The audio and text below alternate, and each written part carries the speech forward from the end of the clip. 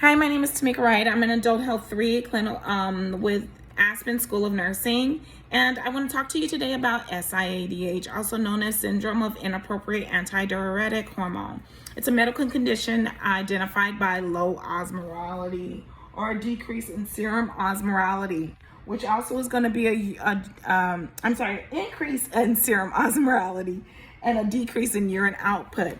So you're going to have some urine concentration, dilution in blood volume, and you're going to also experience the low serum sodium levels, which is going to lead to a condition called hyponatremia. So what causes this? So there's so many different things that can cause SIADH within our bodies. Brain damage, meningitis in the brain. That's a condition that can definitely cause SIADH. We can have head trauma, pneumonia, an infection such as like a brain abscess, pneumonia, and also malignancies, cancers. That can also be a cause of SIADH. AIDS can be a cause of SIADH. We have some more drugs. There's some drugs that can be a cause of SIADH. Morphine. That's a common drug that actually can be a cause of SIADH. Amitriptyline, that can be a cause of SIADH. And we talk about these things, and I just mentioned cancer patients, but what kind of medication do we help to, along with their curative care, to handle their pain? Morphine. So that definitely can increase their chances of having SIADH. So ADH is actually a hormone that is produced to help with our filtration system through our kidneys. So in this case, it would be where our ADH is experiencing vasopressin. So how would we care for these patients? We may do things such as furosemide if we can catch it in the earlier stages, which is a diuretic. You may also give some anti-vasopressant medications to treat this particular condition. What are some other treatments that we could have? In worst case scenarios, it may be necessary to have surgery. Some of the complications that you may experience is cerebral edema. Is a complication that you can experience.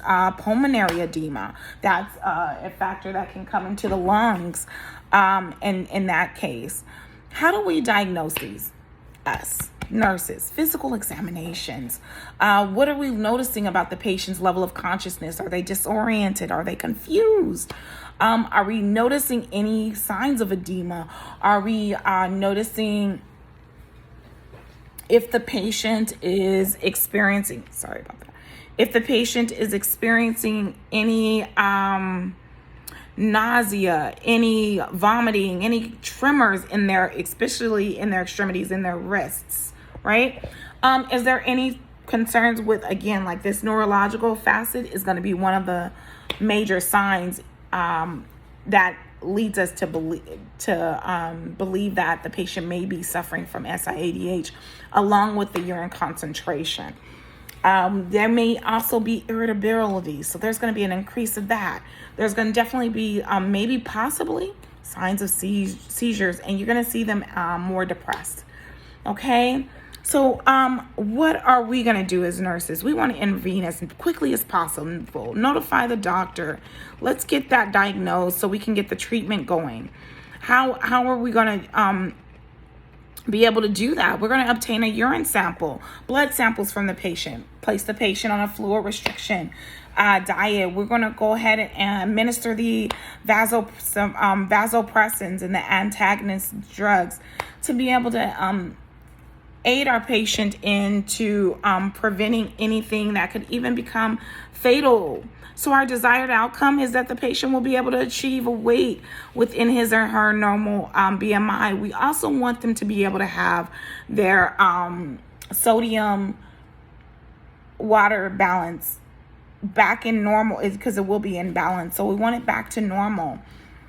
So these are ways that we can identify SIADH, and we as nurses can help intervene and treat it. I will thank you very much for joining my TED Talk, and you have a great day.